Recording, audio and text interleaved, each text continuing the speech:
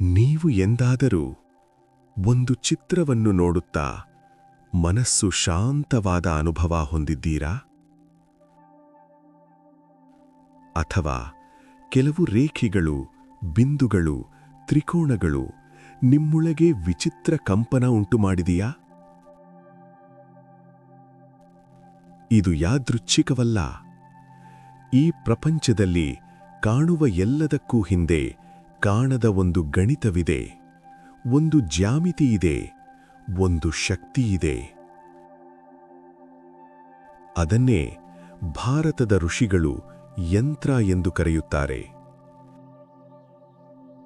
ಇದು ಕಲೆಯಲ್ಲ, ಇದು ಧರ್ಮವೂ ಅಲ್ಲ, ಇದು ನಂಬಿಕೆಯ ವಿಷಯವೂ ಅಲ್ಲ, ಇದು ಶಕ್ತಿಯ ವಿಜ್ಞಾನ. ಇಂದು ಈ ವಿಡಿಯೋದಲ್ಲಿ ನಾವು ತಿಳಿದುಕೊಳ್ಳೋಣ, ಯಂತ್ರಗಳು ಏನು, ಅವು ಹೇಗೆ ಕಾರ್ಯನಿರ್ವಹಿಸುತ್ತವೆ, ಯಂತ್ರಧ್ಯಾನದಿಂದ ಮಾನವನ ಒಳಜಗತ್ತು ಹೇಗೆ ಪರಿವರ್ತನೆಗೊಳ್ಳುತ್ತದೆ. ಈ ವಿಡಿಯೋ ಕೊನೆಯಲ್ಲಿ ನೀವು ಯಂತ್ರವನ್ನು ಕೇವಲ ಚಿತ್ರವಾಗಲ್ಲ, ಜೀವಂತ ಶಕ್ತಿಯಾಗಿ ನೋಡುತ್ತೀರಿ. ಯಂತ್ರ ಎಂದರೇನು? ಯಂತ್ರ ಎಂಬ ಪದ ಸಂಸ್ಕೃತದ ಎರಡು ಮೂಲ ಪದಗಳಿಂದ ಬಂದಿದೆ. ಯಂ ಹಿಡಿದುಕೊಳ್ಳುವುದು, ಧಾರಣೆ ಮಾಡುವುದು, ತ್ರ ಸಾಧನ, ಉಪಕರಣ, ಅಂದರೆ ಶಕ್ತಿಯನ್ನು ಹಿಡಿದುಕೊಳ್ಳುವ ಸಾಧನ.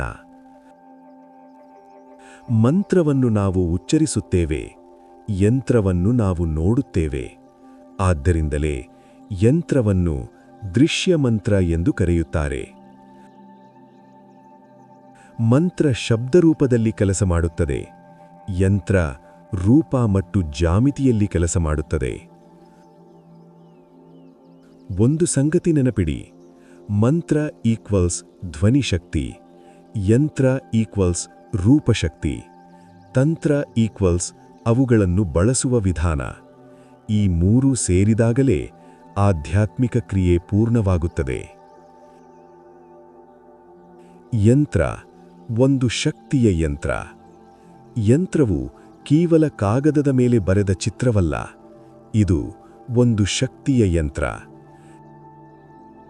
ನೀವು ಆಂಟೆನಾವನ್ನು ನೋಡಿದ್ದೀರಾ? ಅದು ಕಾಣದ ಅಲೆಗಳನ್ನು ಸೆರೆಹಿಡಿಯುತ್ತದೆ.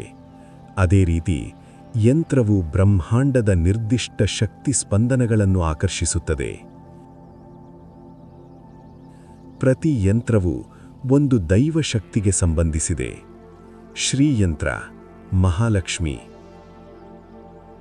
ಭೈರವ ಯಂತ್ರ ರಕ್ಷಣೆ, ಸರಸ್ವತಿ ಯಂತ್ರ ಜ್ಞಾನ,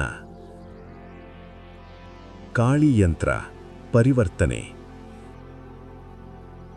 ಯಂತ್ರವನ್ನು ಸರಿಯಾದ ವಿಧಾನದಲ್ಲಿ ಸ್ಥಾಪಿಸಿದರೆ ಅದು ಆ ಸ್ಥಳದ ಶಕ್ತಿ ಕ್ಷೇತ್ರವನ್ನೇ ಬದಲಾಯಿಸುತ್ತದೆ. ಯಂತ್ರದ ಹೃದಯ ಬಿಂದು. ಪ್ರತಿಯೊಂದು ಯಂತ್ರದ ಮಧ್ಯದಲ್ಲಿರುವುದು ಒಂದು ಸಣ್ಣ ಬಿಂದು, ಆದರೆ ಆ ಬಿಂದು ಸಣ್ಣದಲ್ಲ, ಅದು ಸಂಪೂರ್ಣ ಬ್ರಹ್ಮಾಂಡದ ಮೂಲ. ಬಿಂದು ಎಂದರೆ ರೂಪವಿಲ್ಲದ ಶಕ್ತಿ, ಸೃಷ್ಟಿಗೆ ಮುಂಚಿನ ಸ್ಥಿತಿ, ಪರಮಚೇತನ. ಧ್ಯಾನದಲ್ಲಿ ಸಾಧಕನು ಬಾಹ್ಯ ಜಗತ್ತಿನಿಂದ ಒಳಗೆ ಸಾಗುತ್ತಾ ಕೊನೆಗೆ ಈ ಬಿಂದುವಿನಲ್ಲಿ ಲಯವಾಗುತ್ತಾನೆ. ಬಿಂದುವಿನ ಮೇಲೆ ದೃಷ್ಟಿ ನೆಲೆಸಿದಾಗ ಮನಸ್ಸು ಶಾಂತವಾಗುತ್ತದೆ, ಚಿಂತನೆ ನಿಂತು ಹೋಗುತ್ತದೆ, ಅಹಂ ಕರಗುತ್ತದೆ. ಅದು ಧ್ಯಾನದ ಅತಿ ಉನ್ನತ ಹಂತ. ತ್ರಿಕೋಣಗಳ ರಹಸ್ಯ. ಯಂತ್ರದಲ್ಲಿ ತ್ರಿಕೋಣಗಳು ಅತ್ಯಂತ ಮಹತ್ವದ ಪಾತ್ರ ವಹಿಸುತ್ತವೆ. ಕೆಳಮುಖ ತ್ರಿಕೋಣ, ಇದು ಶಕ್ತಿ ಕೋಣ, ಶ್ರೀಶಕ್ತಿ, ಸೃಜನಶೀಲತೆ, ಜಲತತ್ವ, ಯೋನಿಶಕ್ತಿ. ಇದು ಸೃಷ್ಟಿಯ ಆರಂಭ. ಮೇಲ್ಮುಖ ತ್ರಿಕೋಣ, ಇದು ಶಿವಕೋಣ, ಪುರುಷ ಶಕ್ತಿ, ಅಗ್ನಿ, ಚೇತನ, ಆಕಾಂಕ್ಷೆ. ಇದು ಸಾಧಕನ ಏರಿಕೆ. ಈ ಎರಡೂ ಸೇರಿದಾಗ ಉಂಟಾಗುವುದು ಷಟ್ಕೋಣ, ಶಿವ ಪ್ಲಸ್ ಶಕ್ತಿ. ಸ್ಥಿರತೆ ಪ್ಲಸ್ ಚಲನಶೀಲತೆ, ಶೂನ್ಯ ಪ್ಲಸ್ ರೂಪ. ಇಲ್ಲಿಯೇ ಬ್ರಹ್ಮಾಂಡದ ನೃತ್ಯ ಆರಂಭವಾಗುತ್ತದೆ. ಪದ್ಮ ಮತ್ತು ಭೂಪುರ. ಯಂತ್ರದಲ್ಲಿರುವ ಪದ್ಮ ಆತ್ಮದ ವಿಕಾಸದ ಸಂಕೇತ. ಕೆಸಳಿನೊಳಗಿದ್ದರೂ ಮಲಿನವಾಗದ ಹೂವಿನಂತೆ ಮಾನವನೂ ಕೂಡ ಲೌಕಿಕ ಬದುಕಿನೊಳಗಿದ್ದರೂ ಆಧ್ಯಾತ್ಮಿಕವಾಗಿ ಶುದ್ಧನಾಗಿರಬಹುದು. ಪದ್ಮದ ಎಲೆಗಳು ಚೇತನದ ಹಂತಗಳನ್ನು ಸೂಚಿಸುತ್ತವೆ. ಅತ್ಯಂತ ಹೊರಭಾಗದಲ್ಲಿರುವುದು ಭೂಪುರ, 4 ದ್ವಾರಗಳಿರುವ ಚೌಕ. ಇದು ಭೌತಿಕ ಲೋಕ, ಸ್ಥಿರತೆ, ರಕ್ಷಣೆ. ಸಾಧಕನು ಈ ಭೂಪುರದಿಂದಲೇ ಧ್ಯಾನದ ಪ್ರಯಾಣ ಆರಂಭಿಸುತ್ತಾನೆ. ಯಂತ್ರಧ್ಯಾನ ಒಂದು ಒಳಯಾತ್ರೆ. ಯಂತ್ರಧ್ಯಾನ ಎಂದರೆ ಕೇವಲ ನೋಡುವುದಲ್ಲ, ಅದು ಒಂದು ಯಾತ್ರೆ. ಹೊರಗಿನ ಚೌಕದಿಂದ ಒಳಗಿನ ಬಿಂದುಲಿನವರೆಗೆ ಪ್ರತಿ ಹಂತದಲ್ಲಿ ಮನಸ್ಸು ಒಂದು ಪದರವನ್ನು ಬಿಟ್ಟು ಬಿಡುತ್ತದೆ. ಭಯ, ಆಸಕ್ತಿ, ಕೋಪ, ಅಹಂ. ಯಂತ್ರದ ಮೇಲೆ ದೃಷ್ಟಿ ನೆಲೆಸಿದಂತೆ ಮನಸ್ಸು ಶಾಂತವಾಗುತ್ತದೆ, ಉಸಿರು ನಿಯಂತ್ರಿತವಾಗುತ್ತದೆ, ಆಂತರಿಕ ಶಕ್ತಿ ಜಾಗೃತವಾಗುತ್ತದೆ. ಇದು ಮನೋವಿಜ್ಞಾನವೂ ಆದ್ದು, ಆಧ್ಯಾತ್ಮಿಕ ವಿಜ್ಞಾನವೂ ಆದ್ದು. ಯಂತ್ರ ಮತ್ತು ಪರಿವರ್ತನೆ.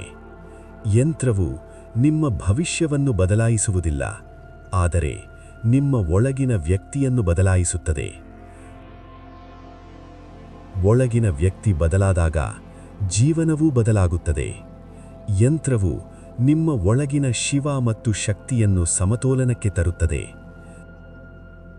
ಸ್ಥಿರತೆ ಮತ್ತು ಚಲನೆ, ಮೌನ ಮತ್ತು ಕ್ರಿಯೆ, ಧ್ಯಾನ ಮತ್ತು ಜೀವನ ಇವೆಲ್ಲ ಒಂದಾಗುತ್ತವೆ. ಯಂತ್ರವು ಒಂದು ಚಿತ್ರವಲ್ಲ, ಒಂದು ನಂಬಿಕೆಯಲ್ಲ, ಅದು ನಿಮ್ಮ ಒಳಗಿನ ಬ್ರಹ್ಮಾಂಡದ ನಕ್ಷೆ. ಅದನ್ನು ಅರ್ಥ ಮಾಡಿಕೊಂಡ ದಿನ ನೀವು ದೇವರನ್ನು ಹೊರಗೆ ಹುಡುಕುವುದನ್ನು ನಿಲ್ಲಿಸುತ್ತೀರಿ, ಯಾಕೆಂದರೆ ಆ ಶಕ್ತಿ ನಿಮ್ಮ ಒಳಗೇ ಇದೆ.